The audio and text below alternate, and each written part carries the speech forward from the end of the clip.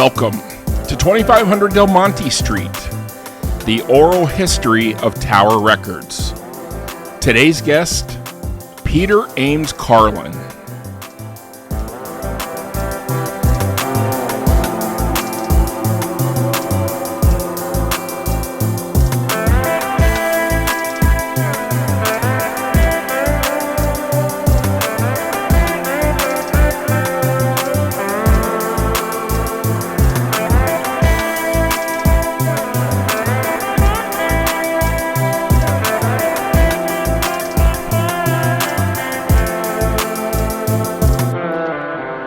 Welcome back. I'm your host, Bob Zimmerman. We have been away a whole lot longer than I originally intended. The good news is we've recorded and scheduled a bunch more episodes with some interesting folks, some you may know and some you don't. We won't have weekly episodes going forward.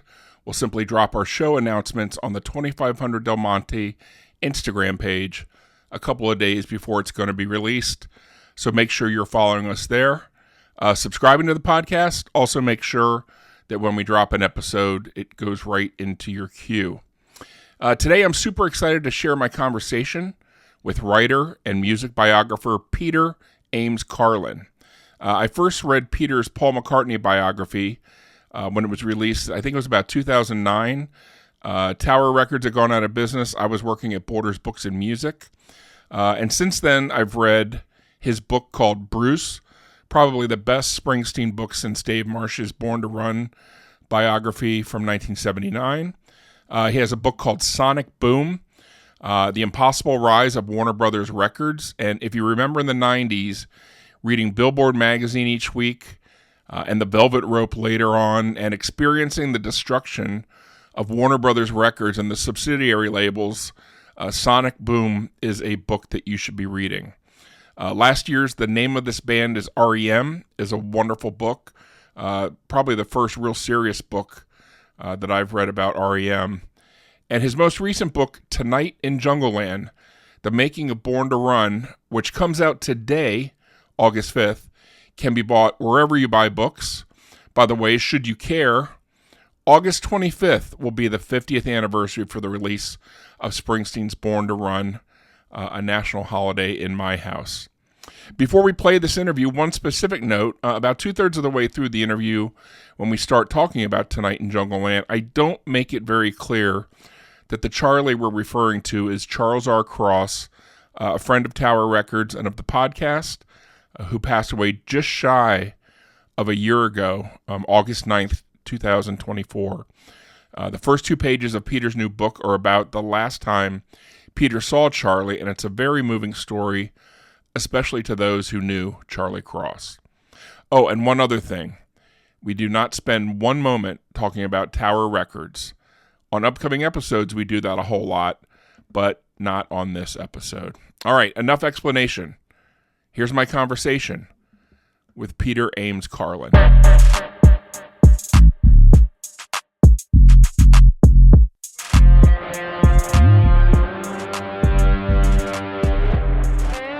Peter Ames Carlin, welcome to 2500 Del Monte Street.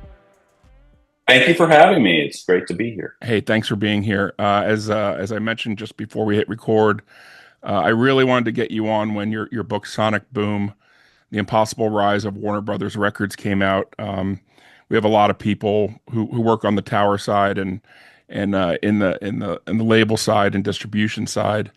And that seemed so. We'll touch on some questions about that book, which is wonderful. But I'm excited because I think I've read 5 of your 7 books. The book that we're going to talk about mostly today is Tonight in Jungleland, The Making of Born to Run. The 50th anniversary of that record is August 25th, if I'm not mistaken. Yeah. So it's another Bruce summer. And when I heard that this book was coming out and that you were writing it, I was ecstatic. I thought this was perfect. So we'll get into all of that. So let's start where we start with everybody who's on the show. So talk to me about the role that music and pop culture played in your early life, particularly probably, since your childhood. Sure, yeah. No, it was huge for me. I mean, I come from a fairly musical family. And so when I was really little, my folks had a few cool records. I mean, I was born in 1963, but I can remember in 1966, just around the corner from where I'm living now, I was living in a house with my folks and my brother, and they had Revolver and Rubber Soul, and which were then the two newest Beatle records, and I just fell head over heels for those as a little kid. So you And heard that as young as like 3, 4, 5 years old. oh, exactly. Yeah, yeah. No, I Wow. have very vivid memories of Sgt. Pepper being the new record and the White Album, and puzzling through that stuff as when I was really little, and begging my mom to buy me Abbey Road when we saw it on the album racks in the drugstore. Yep. So it's like it's been with me ever since, and I've always, as I've sort of fallen for other artists or gotten deeply involved in their work, it's just it's like the geography of my childhood and my consciousness as it sort of grew and matured to the extent that it matured. Do you think? So I mean, I'm we'll sorry, go ahead. talk about this book in a second, but do you think that's one of the reasons why your first music biography was on Paul McCartney? It wasn't. The first one I did Oh, was on Brian oh, it was Wilson. Brian. Okay, I apologize. Yeah, Yeah, yeah. yeah, No, it's close yeah. enough. But yeah, well, I mean, Brian was a huge hero for me starting when I was like 13. I think the Beach Boys and Brian were like after the Beatles were the second artist that I really, really connected with. And Brian in particular I kind of came into their story in a big way or connected with it when I was, when the whole Brian is back thing began in the mid 70s, and reading about him in Rolling Stone and elsewhere, and coming to understand the whole kind of tragic gothic nature of his story and life, and how he was so miraculously gifted and sweet and punished for all Yeah, those things. yeah. So that really, I think that resonates with the adolescent male mind, and so that and I never really uh, got away from that sense. I mean, and I obviously, he grew and evolved and changed, and his story changed, and my grasp on it changed over the years. But he was always a very, very significant character for me. Yeah, yeah. How about, do you remember, you kind of touched on begging your mom for the record, but do you remember the first record, whether it was an album or single, that you bought as a child? Um, I mean, I remember asking, the first time I remember actively, I wouldn't say I bought it with my own money, but that experience of tugging on my mom's sleeve and asking her to buy Abbey Road that feels like the first one. And Sure. then there were a bunch. I used to get records or gifts at the end of every school year, just like a simple uh, sort of, hey, you didn't get thrown out of school Right. type of thing. And I remember for years, like after the Abbey Road thing, it was McCartney's first solo record, and then R.E.M. like a year later, and et cetera, et cetera. So those Beatles related things were always super important. And then when I was little, and I would get, sometimes you get a little money for your birthday. So I'd come out of my birthday with like $12. And for me, that was three new Beatles records, Yeah, because I was retrofitting the whole catalog, and you could get records then for $3.99. yeah, I yeah, mean, or less. And so even like having $10 meant you could run out and buy three records. yeah. So that was You and I are about the same years old. You're about a month younger. And I remember Christmas, birthday, and to your point, special occasions. My mhm, father was a huge music fan, not rock and roll, but he didn't mind it, but that wasn't his thing. And mhm. I specifically remember, I think it was confirmation. I went to Catholic school, getting the Klaatu record because I believe Hook, Line, and Sinker Yeah. I'm glad I didn't spend my money on it, but and listening to that record for the clues and yeah, all that stuff. So well, good. How about and again, this is an unfair question because it can change all the time, but favorite album or albums of all time, and then your favorite artist of all time. I think I know your artist based on what you've said, but go ahead. Yeah. But the whole favorite album thing, I mean, you're right, it changes on a daily basis, but which are the ones I always go back to? I mean, obviously I'm like a huge fan of Pet Sounds, the Beach Boys record. That feels like a perfect record to me. I'm a huge fan of like golly, which like if I had I'm trying to I try to think like which Beatles record do I go back to more often than any others?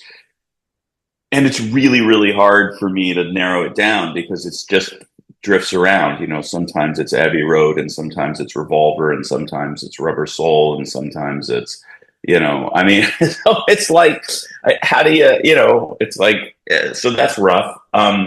Springsteen records, Darkness on the Edge of Town is always a huge one for me. But as I've sort of developed a more kind of and as the way we listen to music has changed, I mean, I make lists like playlists. Yep. And those are the ones I always go back to because that's, it's all hits, no skips type of thing because I'm the guy who's figuring out the track list. Yeah. But I tend to, especially with artists like, who I've been listening to my whole life. Like I've been listening to the Beatles for 60 years, basically, and nearly all but.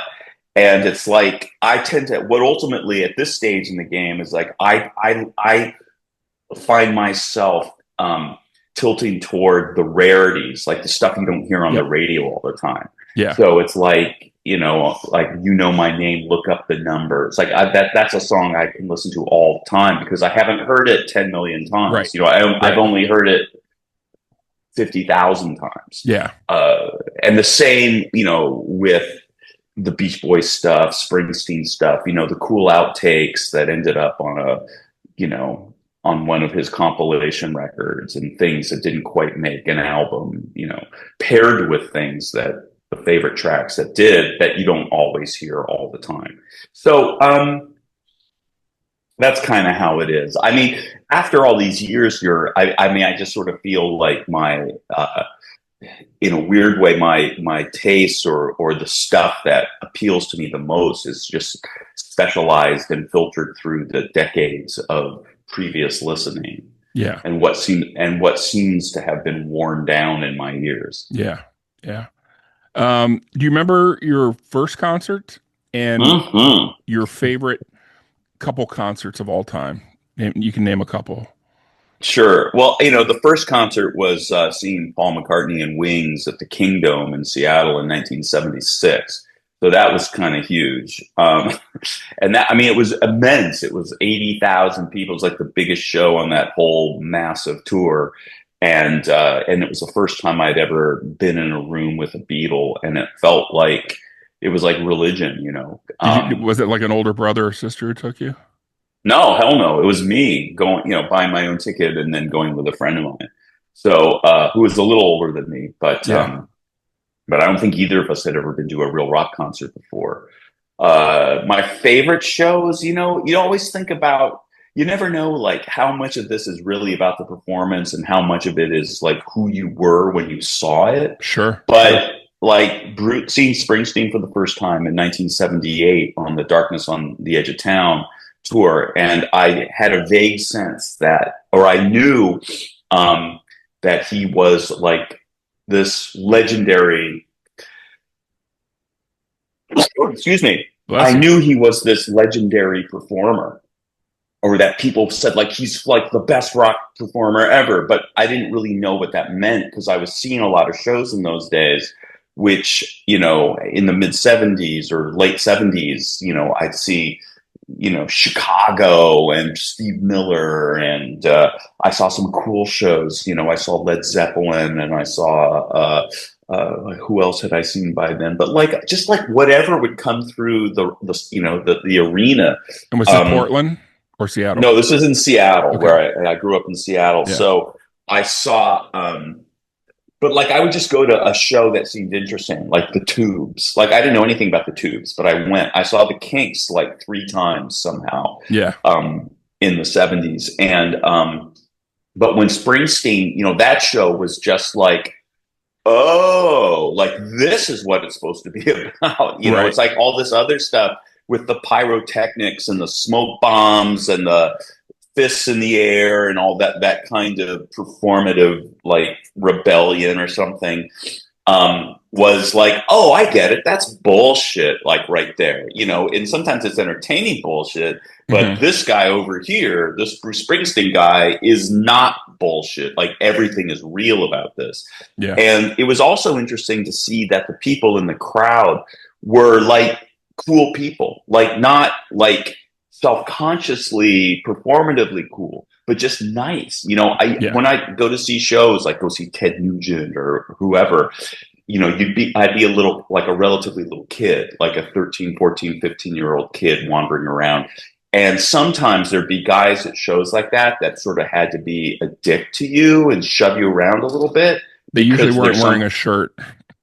or yeah, right. And it was like, and what you didn't realize, what I realized when I saw Springsteen and like fell in with that crowd was there aren't, like, nobody here's an asshole. Like, or, at least not publicly. Right. Like Right. people were nice and they were just like, oh, it's a little kid. It's Yeah. like, Yeah. to the extent that anyone saw me or noticed me or responded to me, it was like there was kindness in the Yeah. air, and it was, and also excitement and focus and that emotion, that intense, feeling people get at these shows, it was a little different in these days because it was still kind of edgy, at least on the West Coast. Sure. And so it was like one of the things I got out of listening to Darkness, which was the first record of his that I really fell in with, was, oh, it's like this is what adult life can be. It's like this is an adult perspective. And he's a young man at the time, and he's still, sort of trying to find a space in the adult world that made sense to him. But it was, because when you're a kid and you see your parents' lives, you think like that is the most depressing thing I've ever seen in my, Sure. just the prosaic stuff you have to deal with as a grown up, going to the grocery store, mowing the lawn, doing all those things, which at the time struck me, and go to work every day, which was like, how do you go to work every day and know that that's what you're going to do forever? Yeah. But but there was some like I couldn't imagine, like, no summer vacations. Are you kidding me? And you Yeah. don't realize that there's dignity and satisfaction in a job well done, no matter what it is that you're doing. And hopefully you're engaged in it. So it was that experience that was great. Yeah. And I've seen other, obviously in the decade since then, I've seen a ton of shows that were just caught me at the right moment, that just felt like thrilling and, spectacular, and it's everything from, particularly groovy Grateful Dead shows where they played the songs I like the most, and were singing halfway decently, and the Replacements, or people like that. It's like on different nights you go see a show, and when when it's the thing you need in the moment, and the band is there and they're focused and on it, and the crowd is right and the room feels good, it's like those are just transcendent experiences. Yeah. Yeah. Absolutely. No, it's funny you mentioned the McCartney. My first two shows were David Cassidy. I think my father took the whole family when I was in second, third grade, because we were, glued to the Partridge Family on Friday, Mhm. Saturday nights, which is funny because years later I got the Appel connection, which makes me laugh now. But my first real Sure. concert was Wings Over America, Landover, Maryland, with Yeah. an older, my godfather's two sons who were 3 years older. And it was my first time seeing people get high. It was my first time.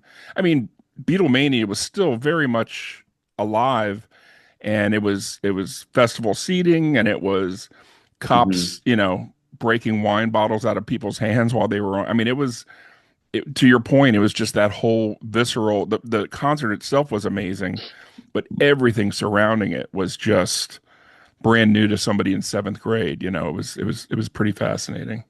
So I was aware of the counterculture growing up because my parents were kind of bourgeois hippies. My dad was a psychologist at the University of Washington, and my mom worked at this art school, and they were kind of like, and we would go to demonstrations and stuff. But so I was aware of the youth counterculture right, and going to shows even in the mid 70s. And it was like a green haze of marijuana, yeah, and people were openly drinking and doing not the hard drugs, right, but smoking weed or yeah, whatever, or like vividly being on acid or something like yeah, that. yeah, And it was like, oh, there's no rules here. Like this is a whole other thing, yeah, And yeah, at the time, I was like, that's cool. I'm into this because it was like getting out from under all the traditional authority figures and rules and regulations. Like you can do whatever you want to do here. Like yeah, that's all, as long as you're not being a dick to, yeah, and that totally, I really dug that. And then I remember seeing, having this revelation when I was seeing, I think, a Paul Simon show in 1990 or 1991. And I was old, by then, obviously I'm older, sure. but I remember sitting in the arena there in Portland where I was living at the time and looking around and thought, if I tried to smoke a joint here, like everybody would call the cops on me, which probably wasn't true, but it was a very buttoned down, by then it was a very buttoned down crowd. Yeah. Yeah, absolutely. I'm guessing growing up, being into music and stuff, you read all the usual music magazines everybody read. Did you have any favorite critics or writers at the time? Well, I was a Rolling Stone guy, I guess, from about the mid 70s on, and I would see the other things. I would buy copies of magazines if someone I was into was on the cover or whatever. But I was favorite writers and stuff, I mean, I really, I always liked, I read a lot of Dave Marsh's stuff because he Hmm. was around a lot. I mean, I think John Landau really stopped doing criticism by the mid 70s in a Right. serious way. I guess he was still in Rolling Stone until the late 70s. But I remember there was a guy at Rolling Stone named Charles M. Young who had this incredibly anarchic voice that was that maybe grew out of, but was completely different from like what Lester Bangs was doing or Hunter Thompson and those guys. I mean, he had his own sort of new journalism angle into it, but he was hilariously funny Yeah. and very, very, but also just had a warmth and about him that was nice. He was huge for me, and just always, by the time I got, it was like a sophomore in college, I remember reading Greil Marcus's Mystery Train, and that completely changed everything about how I thought about music and what um, my expectations for what music criticism and rock criticism could be. And that sort of built on a book that my parents had called America in Legend, which was sort of an overview of American folk culture history and folk stories and everything. And what was cool about that book was that the final chapter was about the hippie era and about hippie folk culture and how that, and showed a lot of connections between just like weird 19th century characters. Golly, was it Greil Marcus? I can't remember if it was Greil Marcus who coined the phrase in relation to Bob Dylan and the weird old America. Yeah. Yeah. And which in this book, which came out in about 1972 or three, the musicians that they focused on most intently were the Grateful Dead as the kind of like animation of modern American hippie folk culture. And one of the interesting things to me was the way that writer wrote about Casey Jones, and these other characters in the Grateful Dead's iconography, and showed what their folk culture antecedents were in the 19th and early 20th centuries. And I began to think like, whoa, this is really like deep in the American grain in a way that I hadn't expected at a time when the counterculture and the rock and roll culture seemed to be in sharp opposition to American cultural history. And it was like, no, it's right in that same grain, because there's so much of American culture history that's counterculture and that exists sort of outside the mainstream of what people tell you is supposed to be American cultural stuff. Yeah. So you went to school, you spent a year in college, in New York, and then came back to Portland? No. I grew up in Seattle. I was in school in Minnesota briefly at McAllister College. Yeah. And then I went to Portland and went to college, finished college there. Yeah. And then just sort of, then I worked there, stayed there until the mid 90s. And then I got a job in New York, and I spent about 5 years in New York, and then went back to Portland for another 20 or so years, and then moved back up to Seattle. So full circle. Yeah. But right out of college, you just started immediately freelancing? Well, I became a copy aide at the Oregonian newspaper. Okay. But at the time, you could be, which is like the lowest rung guy in the newsroom, like, delivering mail and running errands and just sort of being a kid. And, but I got to know a bunch of editors, and you could freelance for the paper even when you worked as a copy aide. And there was a bunch of, they liked to get the young kids and freelancers to do, like, there was a lot of work you could do reviewing concerts or records or books. And I really wanted to learn how to be a writer. So, when I got to know some of these people, they were very, very kind and patient, and essentially taught me how to be a writer on a professional level. So I eventually wrote, in the 2 years that I was there as a copy aide, I think I wrote for every section of the paper at one time or another. And then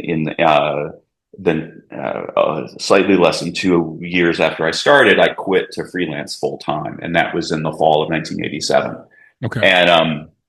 And then I was just trying to build a clientele, in Portland and Oregon and the Northwest, and then nationally. And I was trying to land stories in the, New York Times and Travel and Leisure and all the places where you could, and then, it's like climbing a rock wall. You get a foothold, you go up as high as you can and look for a handhold. So I was always, you're firing off a million query letters and hoping someone says, okay, and gives you a shot, and then you don't screw it up. And I was very capable of screwing things up and then having to go back down and start trying again. So, but that's just, at the time, it was somehow possible to build a career even as a freelancer. And so I just, that's just all I did. And it helps to be obsessed, and it helps to be, to not have a very active social life. I had a lot of time on my own with my electric typewriter trying to figure out how to write a sentence. Sure. And it took some time. And so at what point did you, start writing for People magazine?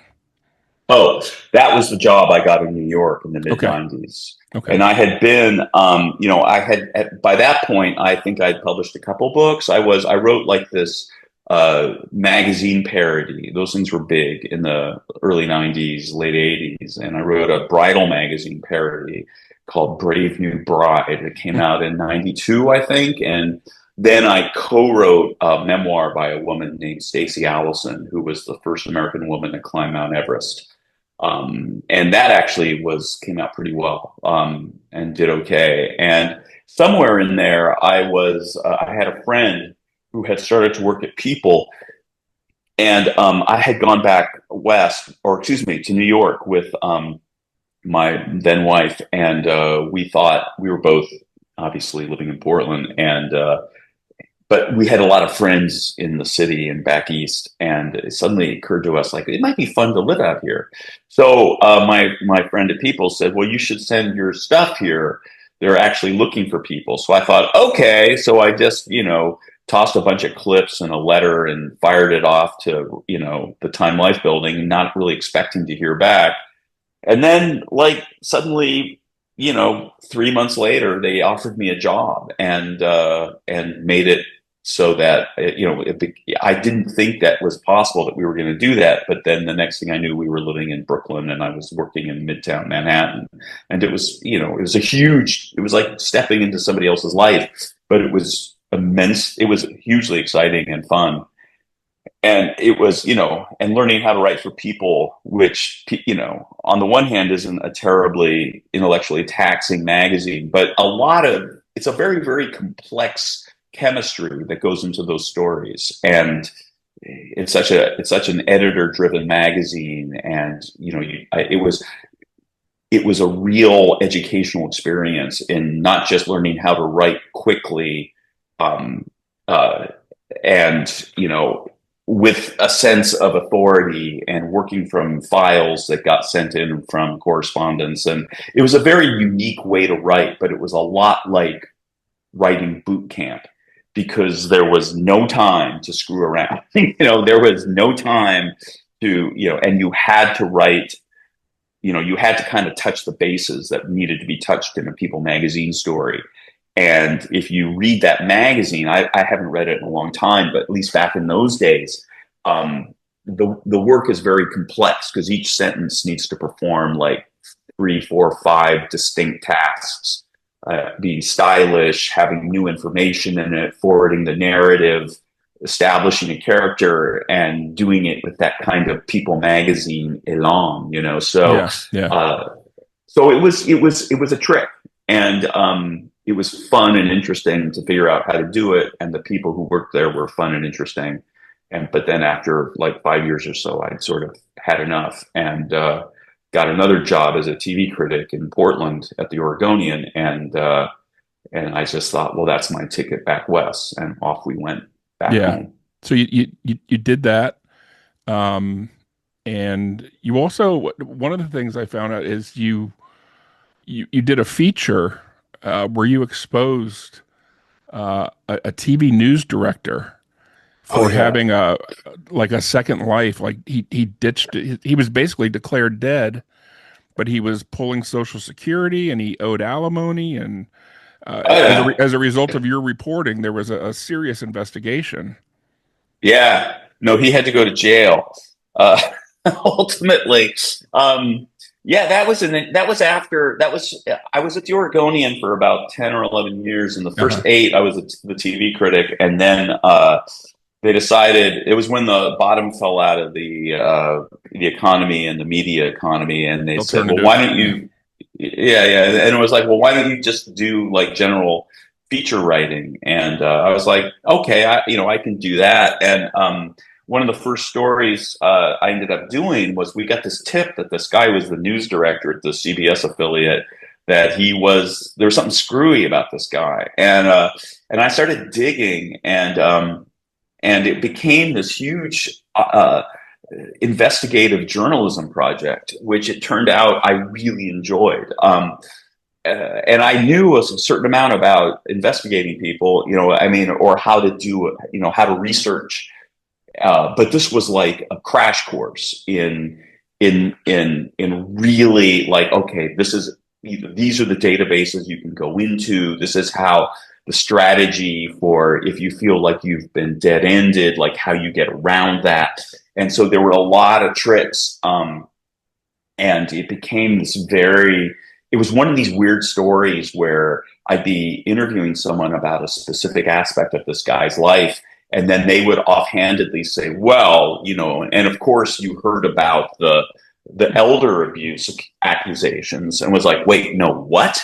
And you think like, well, that can't be true. But then I'd start looking around and it's like, oh, that's totally true. Yeah. And then it became like, then it kept getting crazier and crazier. And it was like, well, you heard about the fact that he was a witness to Bobby Kennedy's assassination. And it's like, wait, what?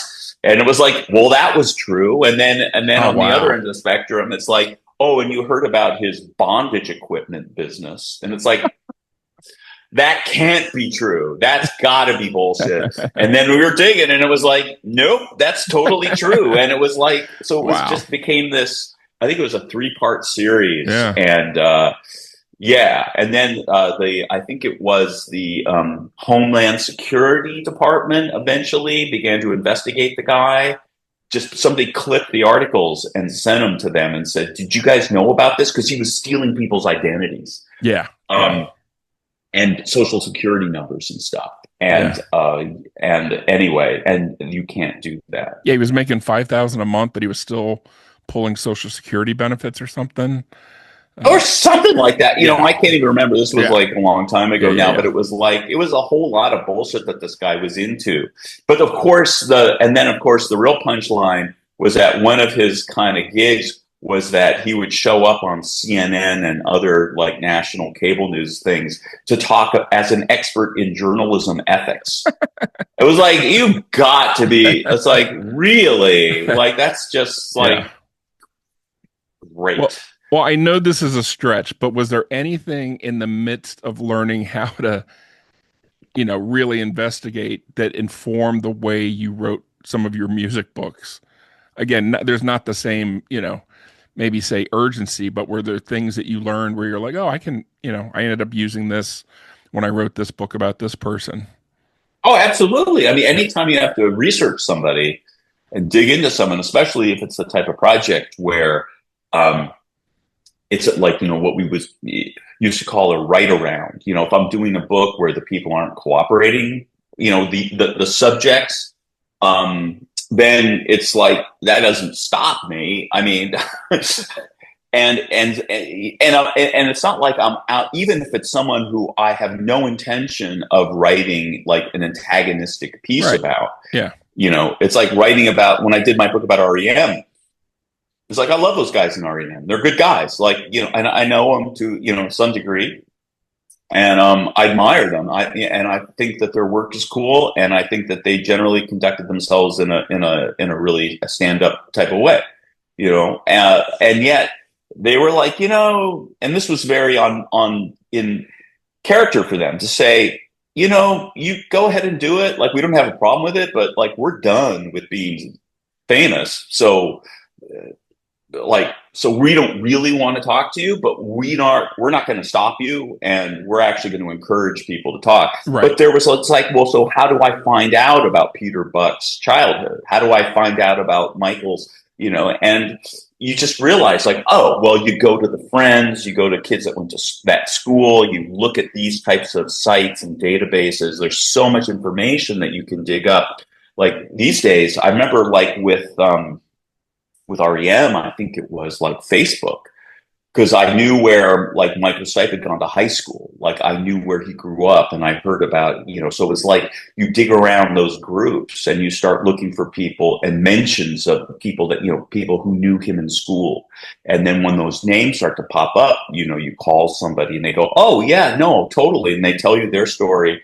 Yeah. And then they say, well, and also have you talked to this other person who they were really close with? Yeah. And then suddenly you have that person. So there's all these different ways to find information and to get a sense of somebody's humanity, even if they're not wanting specifically sharing that with you. Yeah. And it can be, it's like, and when I started working on the Bruce Springsteen biography, I worked on that for like a year and a half before they got in touch and said they were interested in starting to cooperate with me. So I was doing exactly that thing, when I went to Bruce grew up in Freehold in central New Jersey. And it's a little town, a little blue collar kind of suburban town in the center of New Jersey. And I was looking around for information about Freehold and like who runs Freehold, how does Freehold work, like who are the people here. And there was a guy named Kevin Coyne whose name started popping up. And he grew up there. He had been on the city council. He was kind of the town's unofficial historian.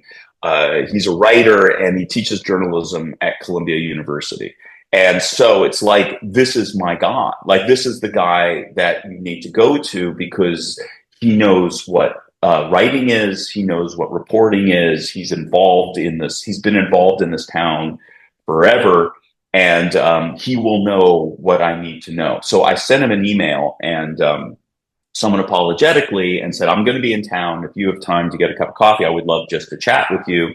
And also, I apologize. I'm sure I'm the 100th guy who's reached out to you in the last few years. And he wrote back and said, yeah, I'd love to chat. So we got together. We had went out to breakfast, had a great talk, and I really liked him. And so we hit it off, and he walked me back to my car. And I still remember standing next to this rental car, and he had given me a list of people to talk to and places to go. And he had grown up like around the corner from where Bruce grew up.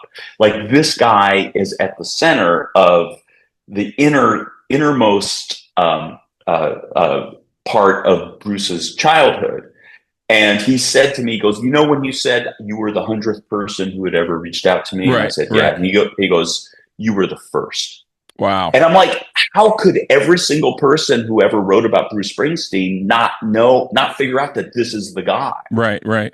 And he knew all the things, and I mean, and then it was like, he knew everything about the socio-cultural economic background of Freehold, New Jersey, which is like Bruce's cradle. It's where he grew up. It's where all these things happened to him. And he knew his family, and he knew people who knew the family, right. And he knew who cut Bruce's dad's hair, Yeah. And that the guy was still, and he had cut Bruce's hair when Bruce was a little kid. And every Saturday morning, he's retired, but every Saturday morning he works for a few hours so he can catch up with his clients and cut their hair. And so he said, go to the barber shop on Saturday morning and ask for this guy, and just talk to the people who come in, because they're all going to know the stuff you want to know. And it was an immensely important morning. Yeah. And it was like, because it was obvious to me that this guy who somehow walked on the line between being a hometown guy, a member of the leadership of this town, but also a writer. Yeah. So and it's like, this is there's no dreamier source. Yeah. That's awesome. That's all. I was going to ask you if you had a preference as to whether you talked with your subjects or not, but I think you pretty much answered that. I do. I want to talk about a couple of your books before we get into Tonight in Jungle Land. Your McCartney book, I discovered when Tower Records went down, I worked for Borders, which of course they went out of business. So you can follow what I'm feeling during these years. But I remember everybody in the store, that whole culture, everybody's reading Harry Potter and Twilight and stuff. And I'm the guy reading music biographies and political books. And I grabbed your McCartney book and was floored, because it wasn't about St. Paul, but to me, it was a realistic thing about a guy who, especially as time's gone on, hasn't been terribly shy about being insecure. A lot of the things that he's done, his daughter wearing the "About Fucking Time" T-shirt, like, he could have got up, received that thing and said, well, it's about fucking time, and people would have laughed. But bringing her, it was a whole thing, which was weird. Wanting to change the co-writing credit on Yesterday to be McCartney Lennon. It was, but to me, you captured that part that I think a lot of people who write about Paul kind of miss or skip over, or maybe don't want to offend. And not that you were offending, but it was in stark contrast to the hagiographies you read. Well, there's two, obviously the two kind of unappealing types of biographies are the hagiography, where it's a whitewash and you kind of don't believe it. And then there's the real, the takedowns, where it's, the writer will just, find every potentially unappealing story and facet of this person and expand it till it covers the, it's like that's the most important thing, is that this guy can be a dick to people on the street, or he had this relationship that didn't work out, or his form, the guys that got kicked out of the band are all pissed off and talking about what a jerk he is, blah, blah, blah. It's like, yes, all those things are probably, could be true, but are they the definitive aspect of a person and their life? It's like, usually not, right? So for me, what makes anybody interesting is the complexity and the paradoxes and the tension that exists inside them, which everybody has. And especially if you're talking about somebody who has some, has these extraordinary achievements, who has made extraordinary art, and had the ambition and the drive and the need to create and succeed on that level, and our little friend Bruce Springsteen is like right up there. I mean, and as part of that, and McCartney the same. And what was interesting to me about Paul, even though Paul McCartney is like probably the one guy I've written about whose life story doesn't include like a generous helping of depression or some emotional, Paul he lost his mother when he was young, and, you can draw a line between, the tragedy in his life and then the tragedy that John Lennon experienced not only when his parents mostly abandoned him, but then as he was rekindling a relationship with his mother, she was killed as well, died tragically as well. And that was awfully, terribly traumatic for John, but it was something, and it is that, to me, what was interesting was the way that the Beatles sort of grew out of this darkness, and the light that they created was all about recovering from that, and all about finding a way to take dark energy and in a way transform it into something beautiful. And you could see that. I mean, what was really interesting to me were there was a series of very early publicity photos that were taken of them not long after Ringo joined the band. So this is like the fall of 1962, where the photographer took them with their instruments and posed them in bomb sites around Liverpool.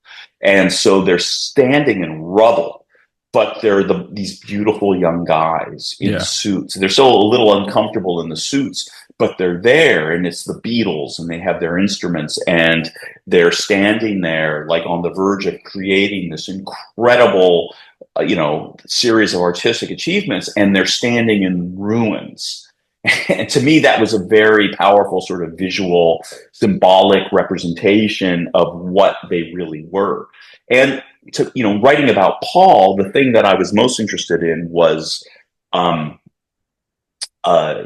his relationship with John Lennon, and how so much of his life has been performed in a kind of dance or in relation to John, both in terms of when they worked together, and then when they weren't working together, but John was still alive. There was so much going back and forth between them. And John's shadow was so difficult for Paul, and became even larger and less wieldy after John died, because he died so tragically and was martyred to a degree. And then Paul was stuck in this terrible paradoxical thing of having lost someone who was enormously important to him, but with whom he had only sort of reconciled.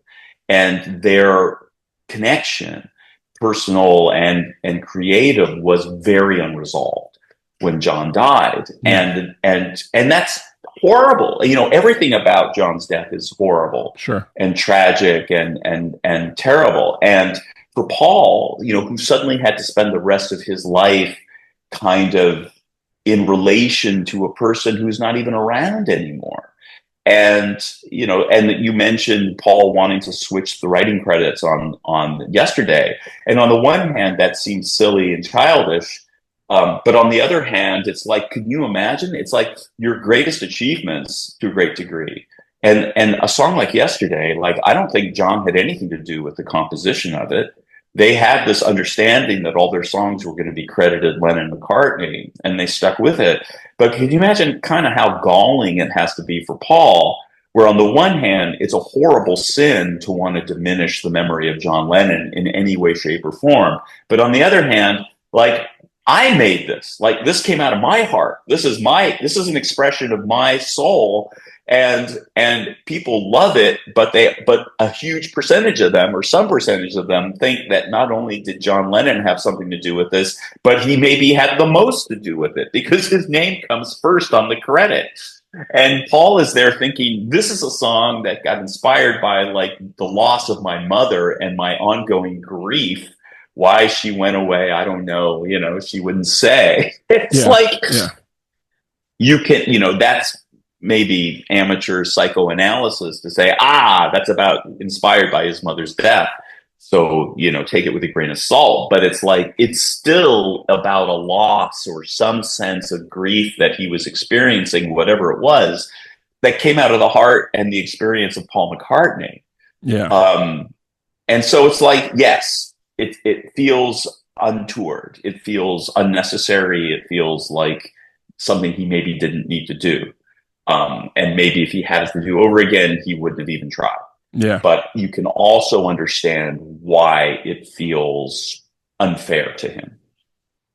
He didn't do it for Maxwell Silverhammer, so I don't know. Sharing the blame and that. Yeah. We're going to talk about Sonic Boom in a second, but did the Sonic Boom, the Warner Brothers book, lead you to the R.E.M. book? No. I mean, it was interesting to. I talked to when I was living in Portland. Peter Buck. The last 10 years or so I lived there, Peter Buck was there, and he lived. His place wasn't far from mine, and we had a lot of friends in common. And I got to know him, and I'd see him around. And when I started working on the Warner Brothers thing, because they had been on Warner's, I thought, oh, Peter will be a great subject or a good interview. So I reached out to him or whatever. And he was like, yeah, let's go hang out. So we went and he was a great, he's a great interview subject because he reads him. He's incredibly smart. He's he's a serious reader.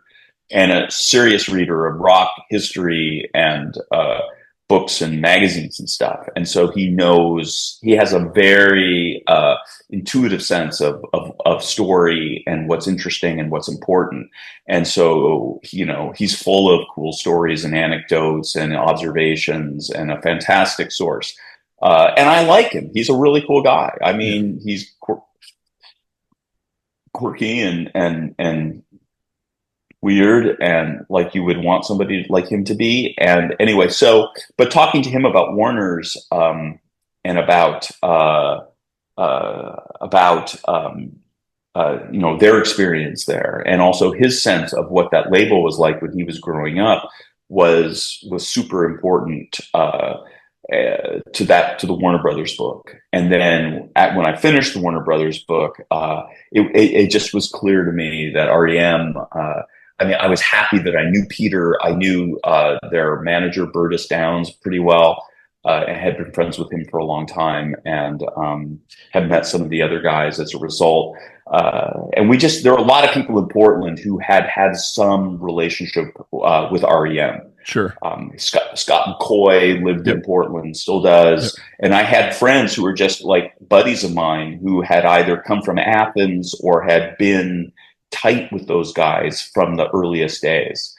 And I don't know why everybody ended up in Portland, but they did. Yeah. So there was a real quick and easy step from finishing the Warner's book to go like, oh shit, I should do R.E.M. And also it's that usual thing of looking around and realizing like, I'd love to read a cool book about R.E.M.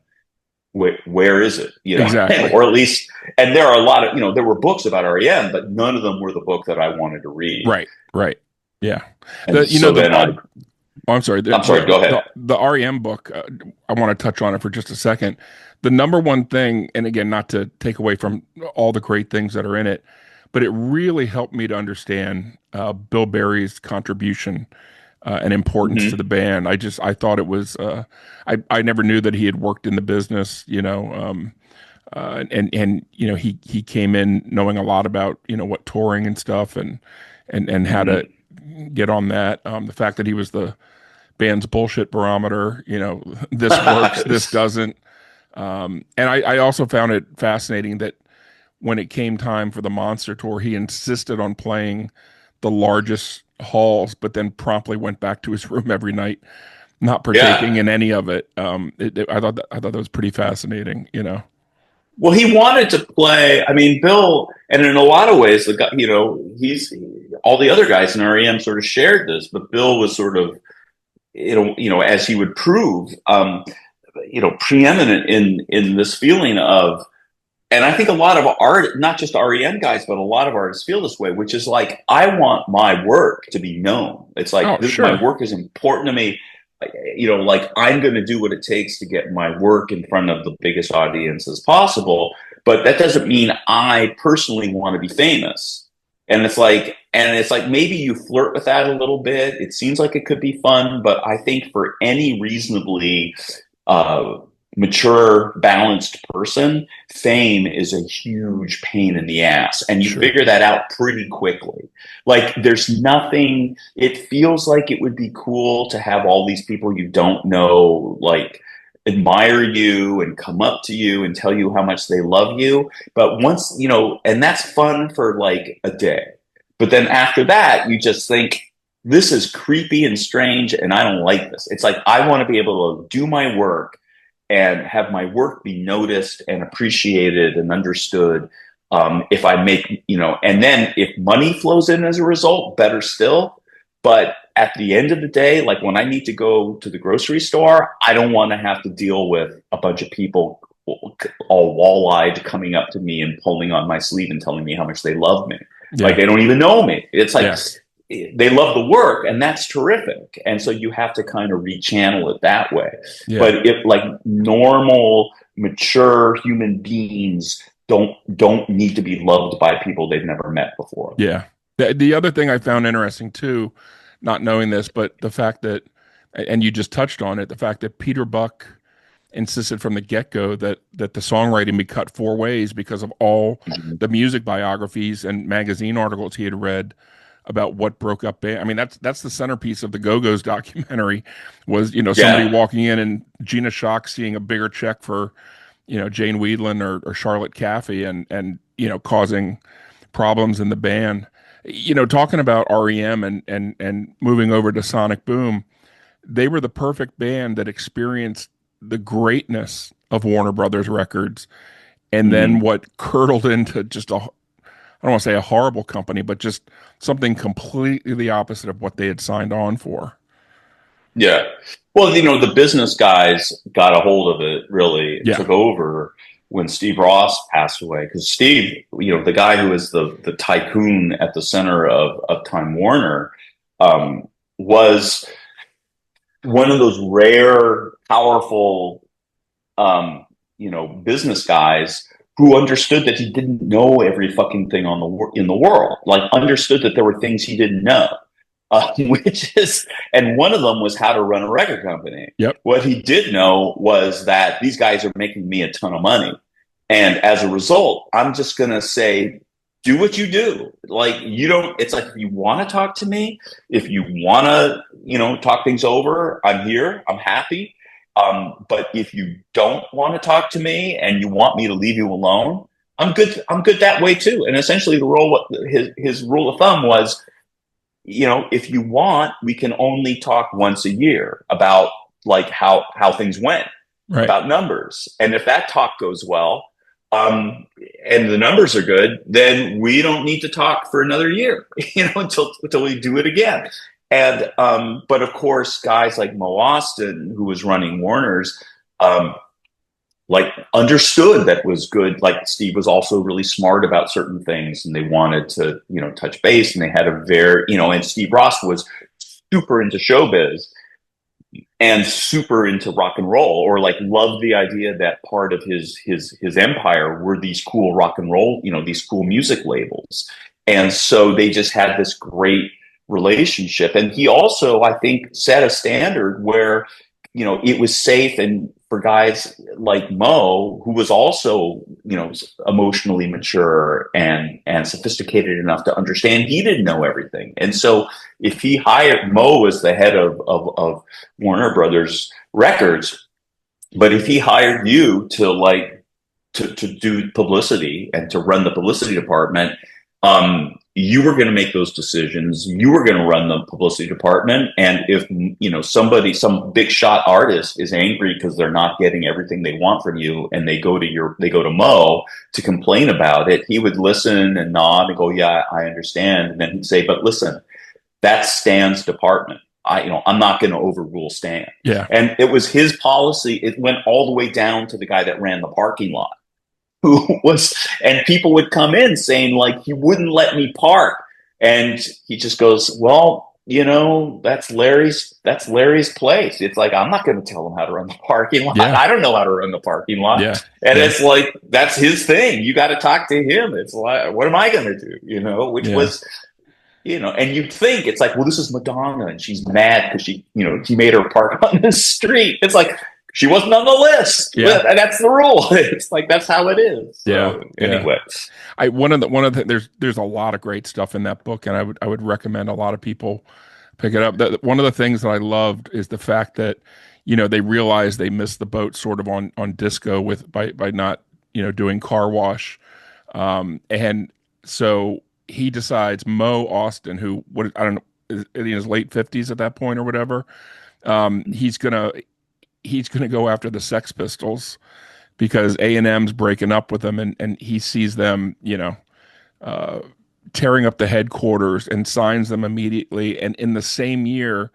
is the only guy in the building that hears Debbie Boone's "You Light Up My Life" is a smash hit single. And for that guy to that says so much about Warner Brothers Records and Warner Media when it was at its best. And it was about you touch on it in the book. They dropped some really great artists in, what was it, 83 or whatever, Bonnie Raitt and Van Morrison and a whole bunch of other people. But yeah, it was he really had his finger on the pulse of a lot of stuff. Well, he was, Mo Austin came up through Verve, the jazz label, and as a kid, or just out of school, and with no intention of going into the music business because he didn't know anything. He didn't really know much about the music business, but he was kind of interested in jazz and that type of stuff, and he grew up next door to this kid whose older brother was the guy that ran Verve, and Mo got involved with him, and the guy gave him a job, and the company was so small that it was like he just learned everything about a record company. But one of the things that he learned was that if you invested in good artists and let them do whatever they wanted, even if, first of all, you could do it on a scale where you weren't going to lose money, and second of all, you would then own, they would make records that would have an immense appeal to a core audience. And that core audience was never going to go away. And so and there may be people that joined the core audience and it could grow. And so therefore you had a record that was just going to, even if it never leaped to the top of the charts and became this immense immediate seller, it was going to keep selling for years and years and years and years and years. And also there was a lot to be said for signing the best artists who were just sort of who made the best work. Even if they didn't seem to have an immediate audience, you could bring them in, and even if their records never sold, it was a signal to other artists who may make more accessible music or be more popular, and they would want to be on the label where you had the great art, where the great artists were. So, for instance, when Mo and then his compatriot, Mo was the man, whatever, the president or the leader of Reprise Records.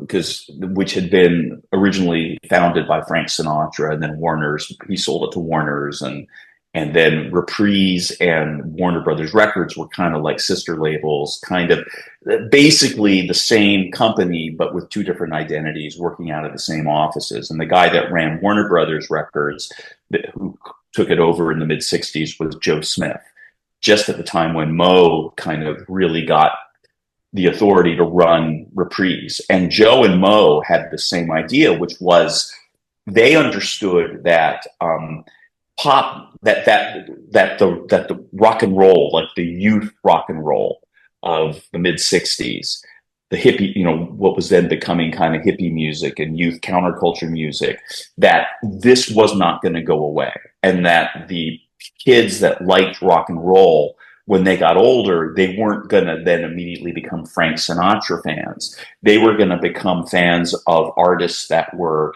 the best and most sophisticated artists. There was going to be an appetite for bands that were edgier and weirder. They intuited where the culture was going. And so in 1967, Mo and Joe just told their A&R people, sign the weirdest people who are the most interesting artists. It doesn't, even if it doesn't seem like they're going to be on the charts, we don't care about that. Just sign them. And so they brought in immediately, like within the month or two, it began with the Grateful Dead and Jimi Hendrix in like late '66 or so. But then when the momentum really got going, they signed, they signed the Grateful Dead, or wait, no, they already signed the Dead. They began to bring in people like Neil Young, Joni Mitchell, all these artists that, Randy Newman, Van Dyke Parks, like some of the, just the coolest, most interesting people. Yeah. And it was interesting that, and a lot of them became huge, like within a few years. And then, and it's like those early Grateful Dead records that did nothing when they came out, are huge sellers now because they've never stopped selling. And there have been times when they've sold massive amounts. And one of the people they signed in those earliest days, was Van Dyke Parks, who was this very sophisticated composer, musician, and he had worked with Brian Wilson on the Smile album, the legendary one, and made this record called Song Cycle, which was a hugely sophisticated, freaky Smile and then some type of conceptual piece that got incredibly great reviews and sold like 12,000 copies. Yeah. So it was kind of a flop, but they kept him on because they admired Van Dyke and his work. And part of that was just because they liked the idea of having the coolest artists on the label, but also, 20 years later when, Van Dyke was still on the label the entire time and none of his records ever really sold, but he was admired and he made the whole label look cool, so that in 1987, 88, when R.E.M. were going to leave our IRS and were looking for a major label that they thought would give them the creative freedom that they wanted, Peter Buck, the great reader of rock and roll history and literature, was like, we should really take a good, serious look at Warner Brothers, because I'm a huge Van Dyke Parks fan, and they've had him on for 20 years, and he doesn't sell anything. Right. But they let him do whatever he wants. And so it was the presence of Van Dyke Parks which made the difference to some degree in their signing with Warner's. And then, of course, Warner's made a boatloads of money behind R.E.M. records. Sure. Because Peter was right. They gave them, they said, do whatever you want, however you want, whenever you want, and we'll put it out and we'll love it.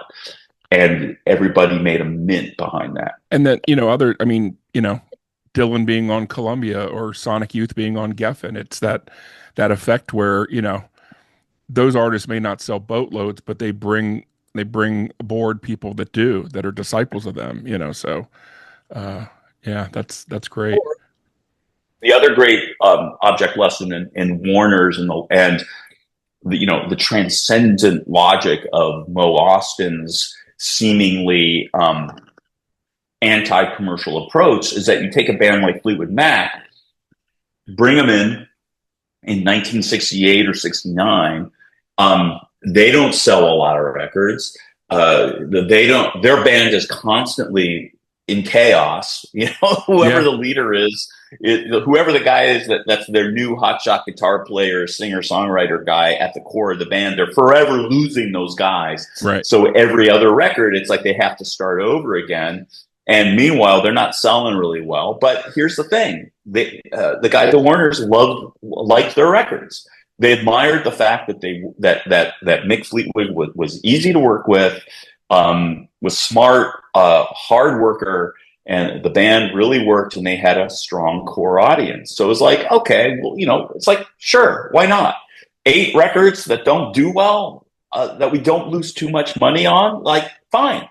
And then, of course, Bob Welch leaves. They bring in Lindsey Buckingham, who comes in with Stevie Nicks. You know, and then suddenly billions of dollars come flooding in. And it was because they were patient enough to wait 7 years while Fleetwood Mac kind of grew up and became the band that they ultimately became. Yeah. Yeah. So I want to talk to you about Tonight in Jungle Land. That's the reason why we're here. And I there's so much that's great about this book. And I got the advance a couple weeks ago, and I open it up and I read the prologue, and I didn't cry, but I damn near came close to it, knowing Charlie for over 40 years.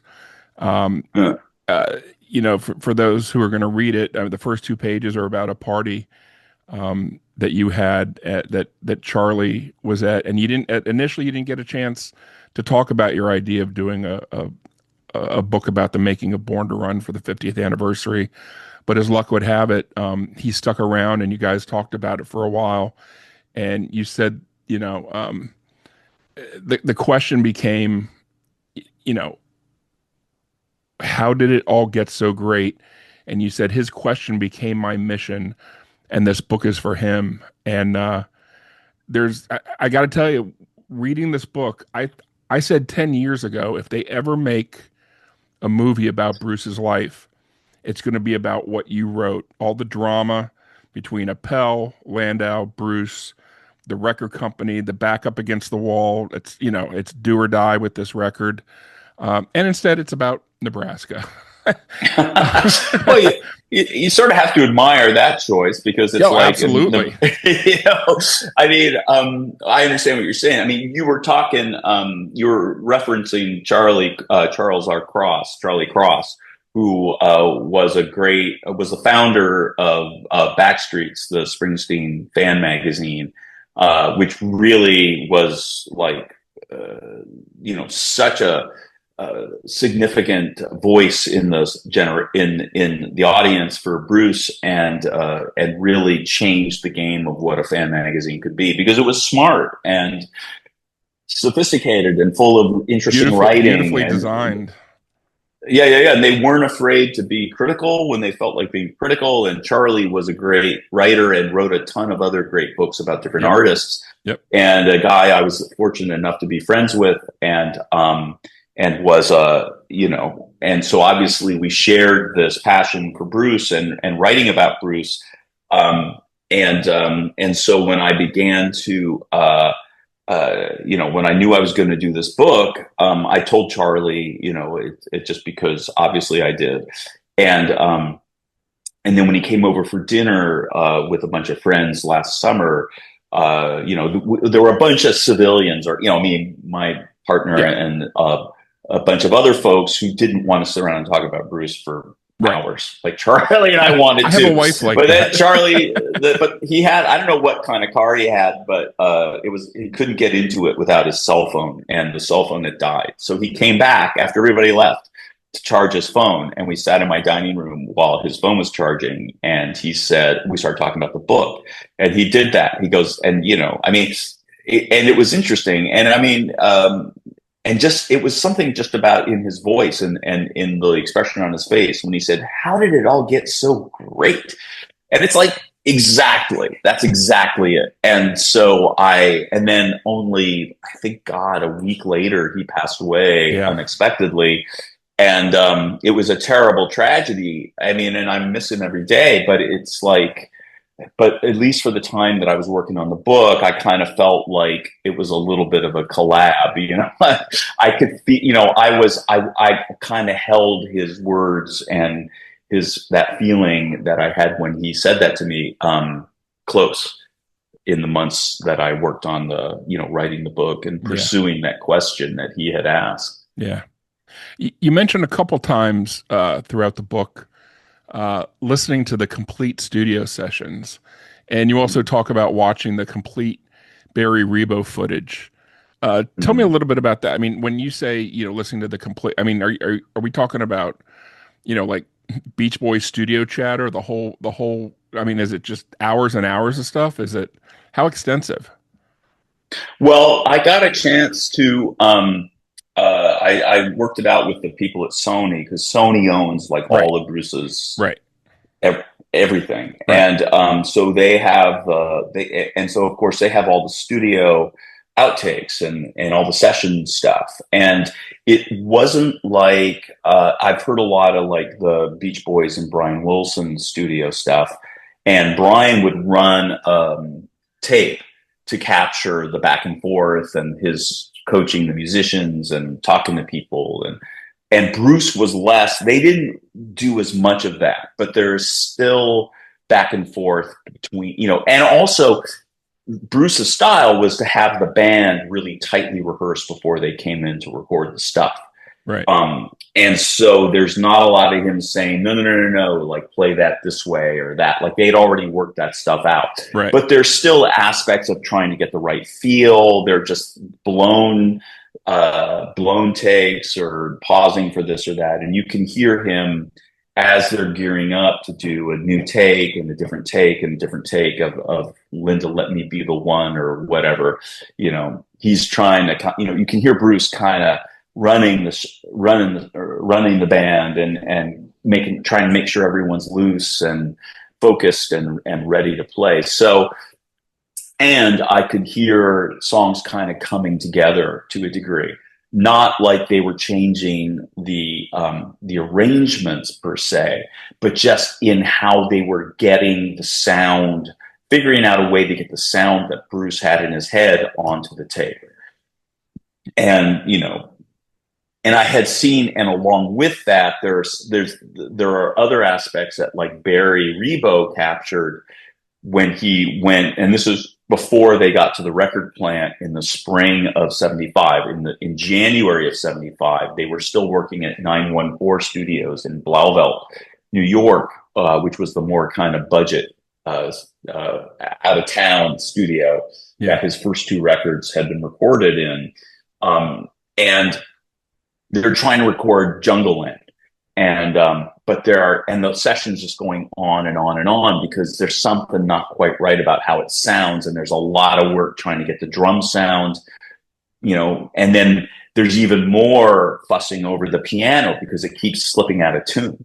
And what they discover when the piano tuner finally comes in is that the soundboard of the piano is cracked, so it will never hold a tuning. And it was very much an example of why, what was wrong with those sessions at that point and what needed to change in order for Bruce to be able to make what he was setting out to make, which was the greatest rock and roll album ever made. Like he actually, like they fucking said that, like him and John Landau were like, this is what we're going to do, which is like, oh my God, that's a lot. That's biting off a lot. Yeah. But that's the types of guys that they were. And that was the type of appetite that they had. Yeah. And they set out to do it and arguably succeeded. I mean, obviously everyone's taste is different, but it's a pretty good record. Yeah. Yeah. How about, one of the things I think the book does so well is, again, because the initial book that came out was written by Dave Marsh, there seemed to be, if not a bias against Mike Appel, just, it was shortly after everything had happened. And one of the things I think you put in there is I think you make a good case for where he was a hero and where he, if Bruce said he wanted something, he threw the money behind it. If he said he wanted Landau to be a part of the production team, he said fine. I mean, they obviously got into it about other things. But also, he was the voice of reason in making sure that Meeting Across the River made it on the album when those guys wanted, either Linda Let Me Be the One or Another Lonely Night in the Park. And it was the right thing. And Landau did give him credit and said, yeah, you were right about that, Mike, I guess after they brought the jazz guys in. Yeah. But I again, it's kind of it kind of proves that whole idea of playing these guys off of each other and how that works and how it worked, benefited the album itself. Yeah. Well, I mean, one of the things that's interesting about Mike, and one of the things that's kind of makes him such a strangely sort of Shakespearean character, is the fact that even though they had this terrible conflict, and the lawsuits and the nastiness, and the fact that the original contracts were like old school, Colonel Tom usurious deals where basically Mike controlled everything. Was the fact that, like, in actual practice from day to day, Bruce controlled everything. Mike would do whatever Bruce asked him to do. And he believed in Bruce, and he sacrificed for Bruce, and he,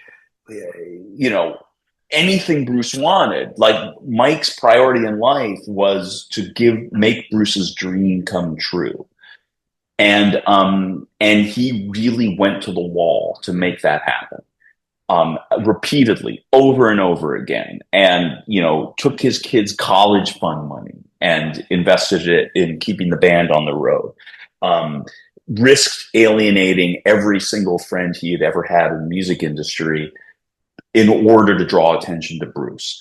And, they got to this point where, when John Landau came in, and he was encouraging Bruce to maybe take a closer look at those deals he signed, because Bruce hadn't really read them and definitely didn't have a lawyer look at them. Right. And John didn't necessarily believe that Mike was a toxic character or that he needed to get rid of Mike, but he was just like, the deals were going to have to be renewed in 1976. And basically John's position was, before you do that, you want to make sure that you know what's in there. And the moment Bruce began to look into it, or had a lawyer look into it, the news was, this ain't good. Like, this isn't good for you. Yeah. And Bruce wanted to change those. And at first Mike was, he was a little, slightly resistant, but on the other hand, because they were the deals that they had, but on the other hand, he also understood that now that Bruce was becoming more successful, he deserved to have more control and own more, and that was their understanding. And there got to be a kind of inflection point where Bruce said, listen, I want us to keep working together, but I need for it to be on a handshake basis. We know each other, we love each other, we trust each other, so that way we can trust each other to work on a handshake. So if you want to go, you can go. And if I want to go, I can go. We won't want to, because we've been doing this, we're committed, we're becoming successful. What we're doing now is working. So there's no point. And Mike's initial impulse was to say, oh yeah, of course, let's do that. But then he talked to his dad, who was this hard ass insurance executive guy, and was kind of rough on Mike and his siblings, but especially rough on Mike. And, and when Mike told him that he was thinking of, tearing up the deals and doing everything on the handshake, his dad just basically said, there's no way you should do that. Like, you will be screwed if you do that. And so Mike did a 180 and said, no, I can't work on a handshake. At which point Bruce was like, that's when the lawyers came in, and the whole thing became a war. But, Mike ended up with, a settlement and a certain amount. Sorry, my thing got unplugged. I need to plug it back in. He ended up,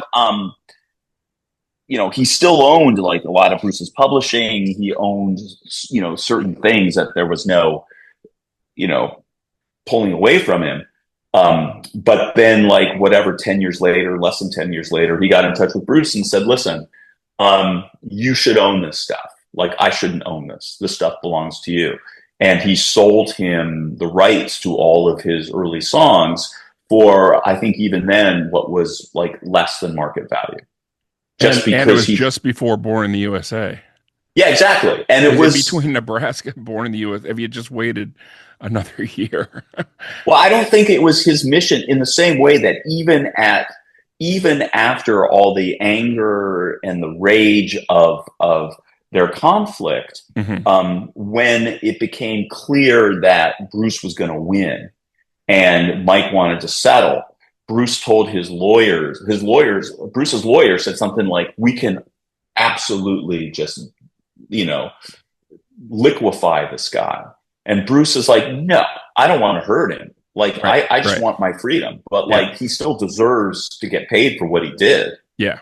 He deserves to get something out of this." And so Bruce was not going to kick the guy while he was down. And in the same way, when it was Mike's opportunity to squeeze as much money as he possibly could out of Bruce, his response was, "I don't want to squeeze as much as I possibly can. I'd like to be compensated for, to some degree for the work that I did. Sure. But enough is enough. And I don't need all the money in the world." And so after that rapprochement in the mid '80s, they've been buddies ever since. Yeah. Yeah. One of the things going into the book, I for years, I couldn't figure out why Danny Federici only played on the title track. Yeah. And I didn't know if it was, did you read the Mike Campbell book? No. It's a fascinating book, because he puts you in the room when they're changing the way those guys are going to get paid and stuff, and the way Stan, their drummer, he was always a thorn in Petty's side and stuff. But I didn't know if there was something, there was a major falling out at that point with Danny. But you basically put it out there that he was an improvisatory player who couldn't play the same parts, time after time after time. Yeah, which is what John Landau really wanted. I mean, there's a paradoxical thing about Born to Run, which is, and one of John's critiques of Bruce's two first records was, these are great songs, like, you're fantastic, and the band is really good, but somehow, like, the power of your live sound is not getting onto the vinyl. Like, we got to fix something about this. Like, and his thing was, listen, even though we're trying to capture the power of the live performance, in the studio, you can't do that by playing live. You're going to have, and so they had this thing of, like, he said, you need to have more control over exactly how everything fits together. So, they would record the rhythm section, get like a basic track, and then overdub all the parts above it. But in order to make sure that all the arrangements and everything worked exactly the way they wanted to, John felt that he needed the players to be precise from take to take to take. And one of the things that Danny, despite being like a brilliant musician, and a fantastic member of that band, Danny was, as you said, he was a visceral sort of improvisatory player, and he was going to play what he was feeling. So he wasn't going to play the same part in every take, as they sort of perfected the balance and the construction of the thing. But Roy Bittan could. He was like a pit band guy. Like, he had come up, his experiences were different. And so John essentially said, we got to let Danny, put Danny on the bench and then have Roy overdub the organ parts. And, which is what they did. And I don't think, and the people in the band and in that world, they don't talk specifically about what Danny's response might have been. My sense is he probably almost certainly was not best pleased by that. Nobody would be, but he sucked it up. So he appears on Born to Run, and I haven't looked at the credits in a while. I think that's the only track, if I'm not mistaken. Yeah. So Yeah. there you go. Yeah. And so he wasn't, but then, he was obviously still very much a part of the band. It was on the road and played all the organ parts, as they toured, but, and then was on every album after that, as Yeah. long as he was Yeah. alive. So, but it was a moment of adjustment. Yeah. And John was right. It was like there is this paradoxical thing. It's like we're recording in a very controlled studio fashion, but when we put it all together, what comes out of the speakers has the power and the crunch of the actual live shows. Yeah. Yeah. Meeting Across the River, influenced by jazz musician Pharoah Sanders. Does Roy Bittan deserve a co-write on that? No, I mean, definitely not by Roy's approximation. I mean, excuse me.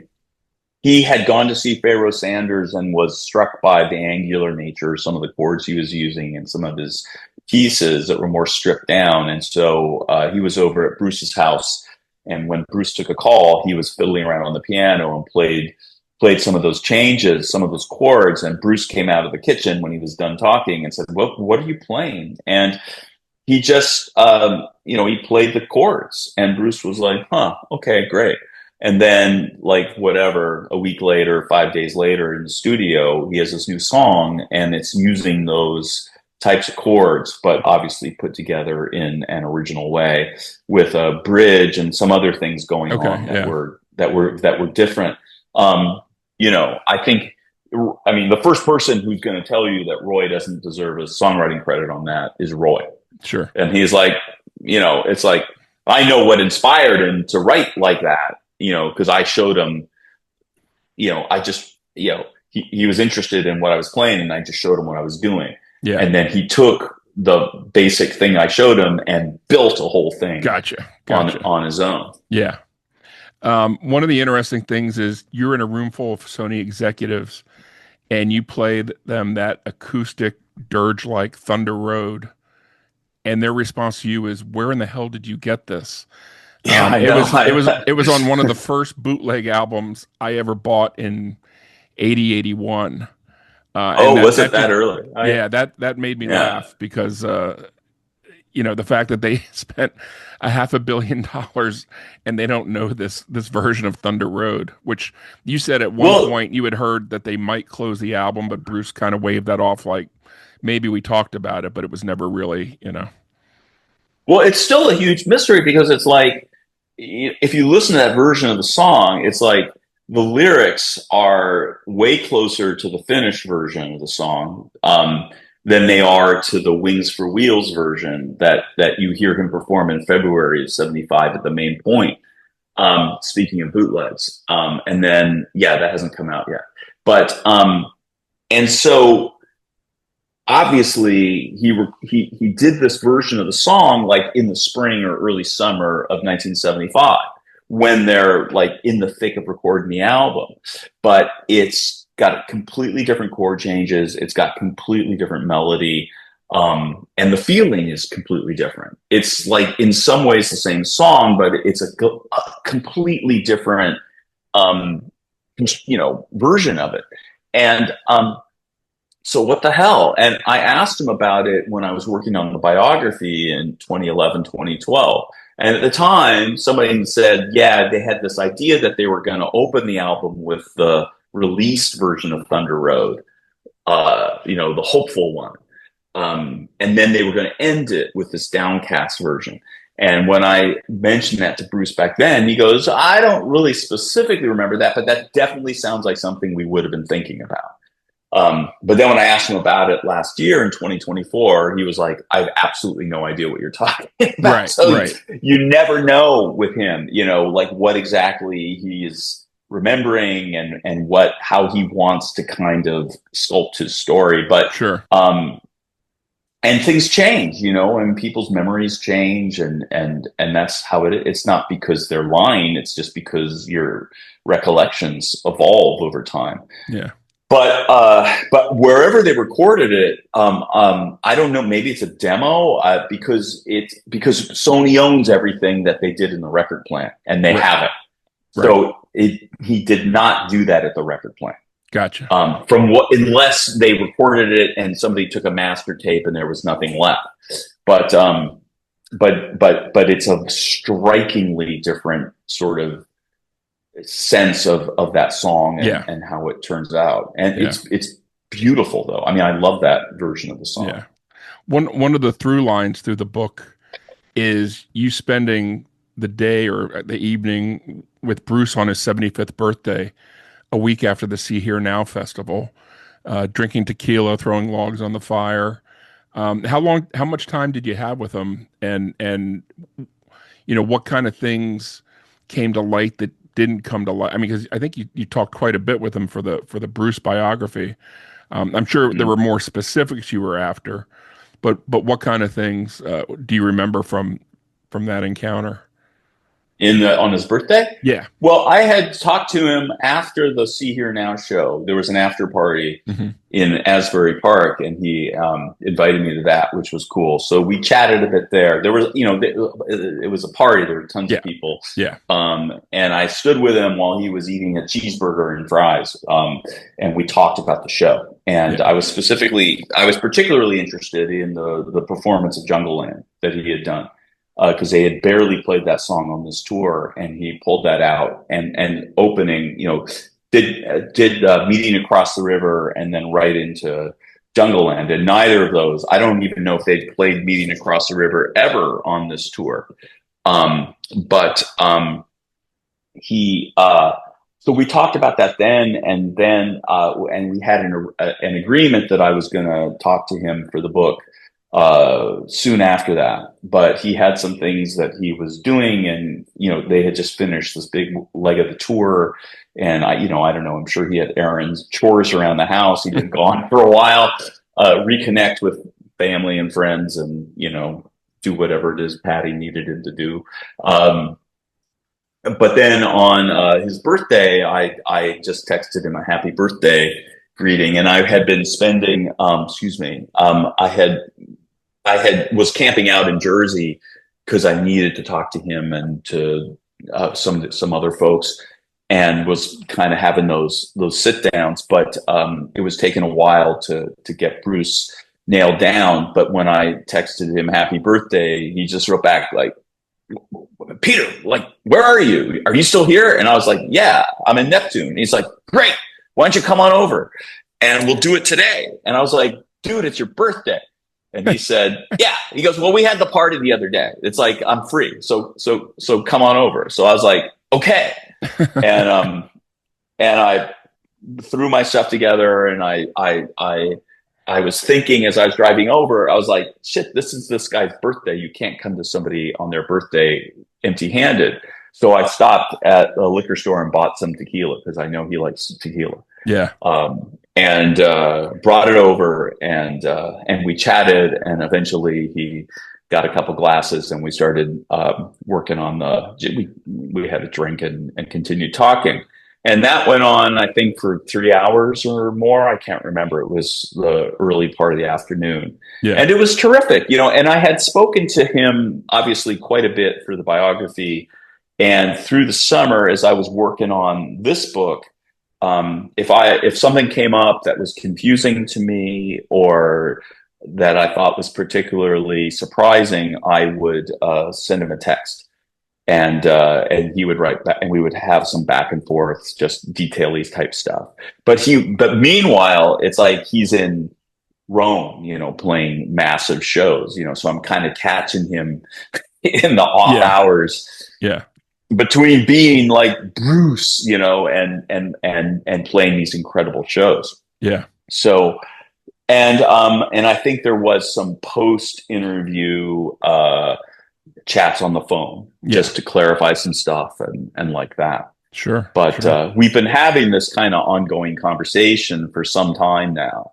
Obviously I didn't talk to him a lot in the years between the biography and this project, but we kept in touch, and I would see him every so often, and we would, shoot the shit or, catch up about this, that, or the other. Yeah.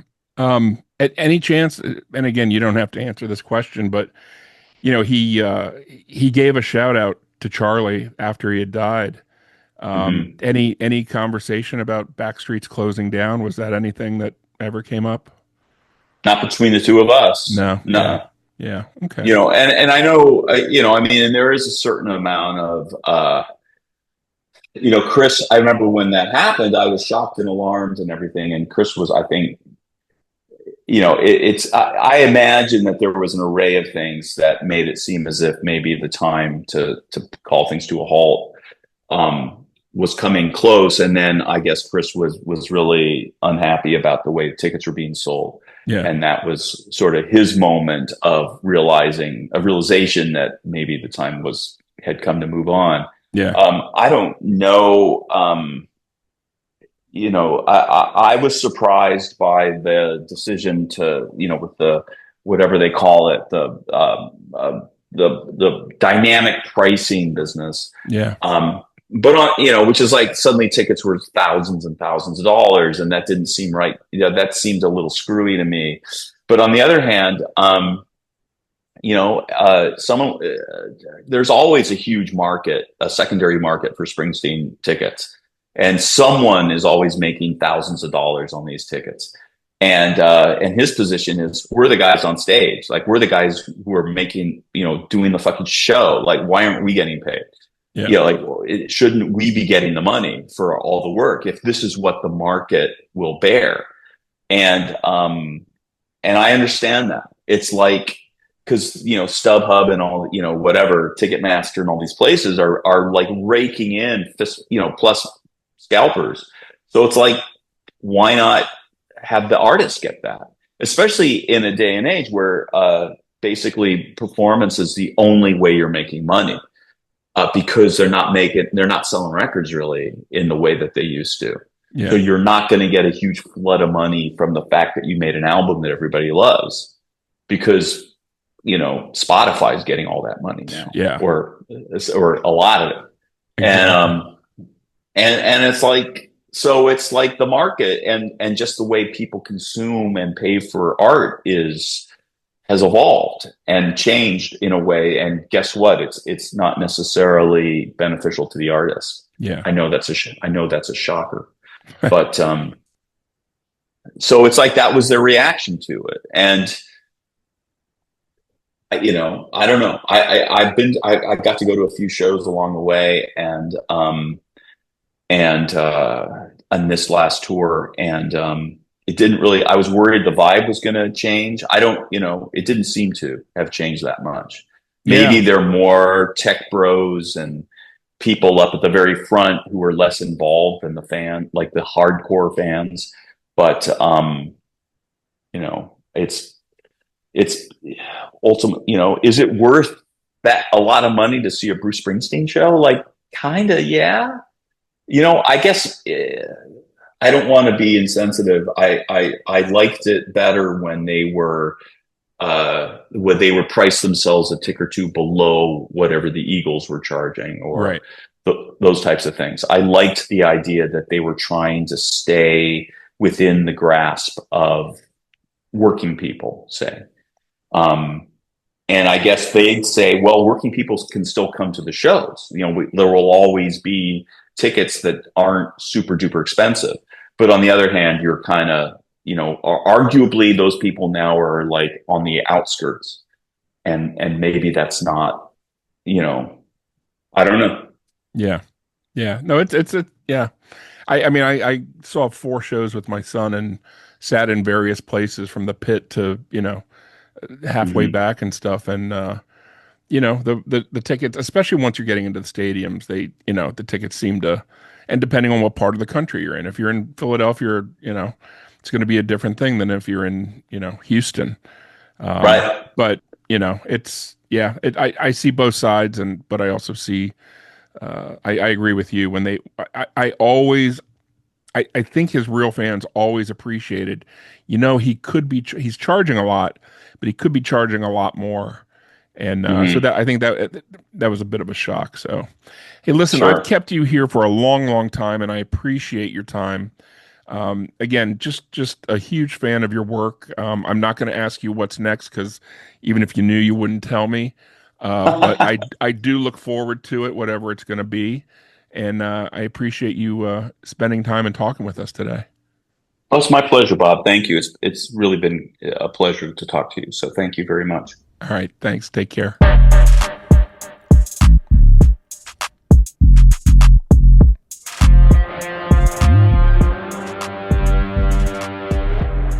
Our thanks to Peter Ames Carlin for talking to us today. As I mentioned in the interview, I really wanted him on when Sonic Boom came out. Again, the Tower Records folk and the people who worked on the distribution and label side of things, I can't recommend that book enough. But when I heard Tonight in Juggleland, the making of Born to Run was coming out, I pulled out all the stops, and I was really glad that we were able to have Peter on. Tonight in Juggleland, the making of Born to Run, is available starting today, so get it wherever you buy books. 2500 Del Monte Street, The Oral History of Tower Records, is a production of Busy Buzzy Media. A very special thank you, as always, to Mike Slomo Brenner for providing our theme music and all original music for our production. Please subscribe to and review our podcast wherever you listen. Subscribing to a podcast is free, and each time we drop a new episode, you'll find it in your queue ready for a listen. Also, it would really help if you told a friend or two about us, especially the fact that we're back and releasing episodes. Check out our Instagram page, Tower Records Podcast. We'd love it if you signed up on our Instagram page for regular updates and show notes. And don't forget our related Facebook page, Induct Tower Records' Russ Solomon into the Rock and Roll Hall of Fame. Join us there in an effort to get Russ Solomon, founder of Tower Records, in the Rock Hall. I'm Bob Zimmerman. Thanks for joining us.